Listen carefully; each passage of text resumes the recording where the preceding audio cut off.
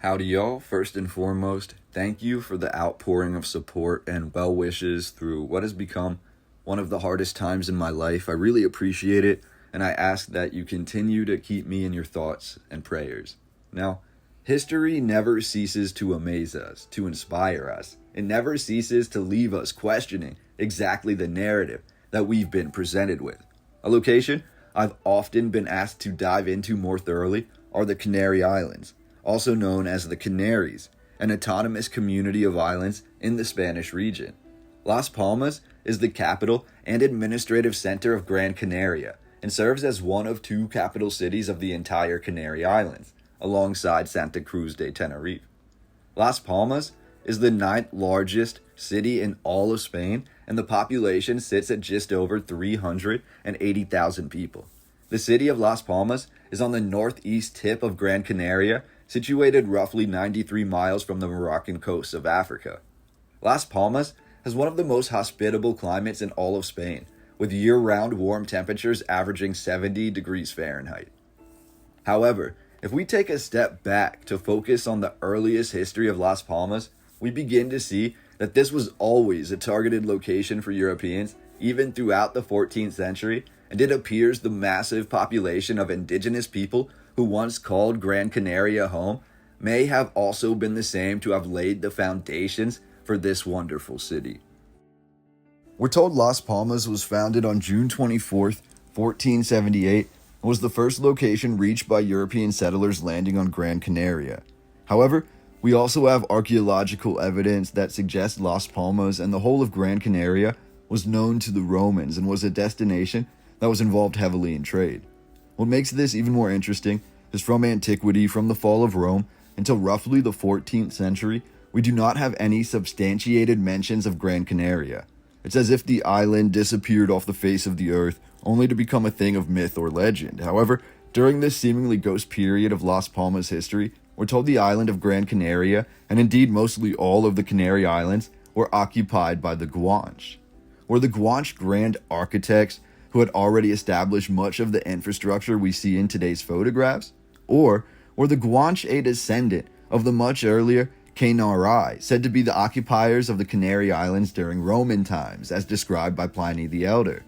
The Canary, and many ancient descriptions, were said to be dogmen, or men with the faces of dogs. Others take this translation less literally and claim the Canary lived amongst many species of dog on the island, while even others claim the islands were mostly uninhabited and the population of the island was mostly dogs. Either way, the name Canary translates to the island of the dogs and may actually have been used to be a derogatory name for those from the Berber Coast of Africa who first occupied this island. The first documented indigenous people encountered by Europeans in the 14th century on the island, the Guanche, are listed as being likely descended directly from the Berber coast. The now extinct Guanche language is believed to be an earlier offshoot of the Berber languages, and the names for numerical values are said to be identical in both. We're told the Guanche most likely arrived to the Canary Islands from northern Africa in the first millennium BC. However, even a true estimate of the date of their arrival is difficult. The Canary Islands and their indigenous people were known to at least the Numidians, the Phoenicians, the Carthaginians, who all made infrequent visits to the island for trade. The Romans are said to have visited but never occupied the island by the 2nd century AD. Gran Canaria was never occupied or taken over by non-indigenous peoples until the 15th century with the Spanish. Another seemingly throwaway line in this narrative, and again, take everything you hear today with a grain of salt, but this might help shed light on what we're seeing. We're told the earliest archaeology of Las Palmas varied wildly from what you would expect to see around Europe in ancient times. It's indicated that the Guanche of Gran Canaria had achieved diverse levels of technology for that time period, and when the Spanish arrived in the 15th century, this diversity was used as a justification for the conquering of this island and the Guanche people. Now, here's where the narrative gets really interesting. We're told the Spanish essentially were looking to inherit ancient technology from Gran Canaria.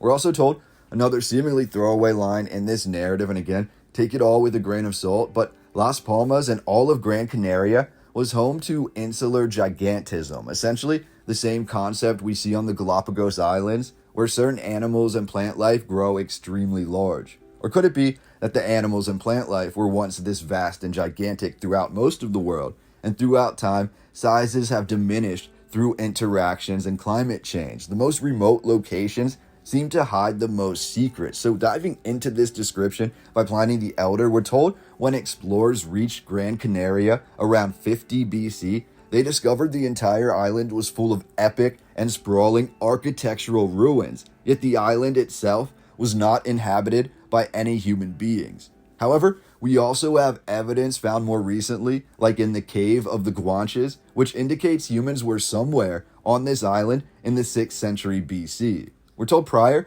to conquest beginning in roughly the 14th century, ships from Europe may have traveled to the island around the 8th and 9th centuries, but only to gather supplies, never engaging or even seeing the indigenous people. The Spanish gradually applied the term Guanche to the indigenous populations of all 7 Canary Islands. When the first conquest arrived in 1478 from the Castilian army, they disembarked, making first landfall at Las Palmas. The war to eliminate the Guanche lasted for a period of 5 years, costing a great number of lives, especially on the Aboriginal side, which lacked sufficient means to defend itself against the army sent by the Catholic monarchs. Columbus landed on Las Palmas in 1492 on his way to and on his return trip from America. In 1595, Sir Francis Drake made an attempt to conquer Las Palmas for the British, leading to the Battle of Las Palmas, which was then lost by the British.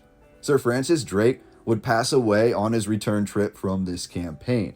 We're told the British lost because the island of Gran Canaria was so well defended with bastion forts.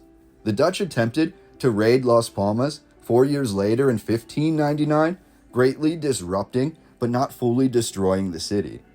Given that the Captain General's residence was in Las Palmas, it can be considered that this was the de facto capital of the Canary Islands during the 16th and 17th centuries. By 1883, construction commenced on Puerto de la Luz, also known as the La Luz Port, which greatly influenced the rapid growth of the city. In 1927, the province of Canary Islands was divided into 2 separate entities, Santa Cruz de Tenerife and Las Palmas. Amazingly, we're told Canary Islanders from Las Palmas actually founded the city of San Antonio in 1718, making San Antonio, Texas in America the direct sister city to Las Palmas on Gran Canaria Island. And that is where I'm going to wrap up the narrative today. I found so many interesting photographs of Las Palmas, but more directly, the entire island of Gran Canaria. We can find all of these immense fortifications that once were really on every corner, on every part of the island to defend the entire thing.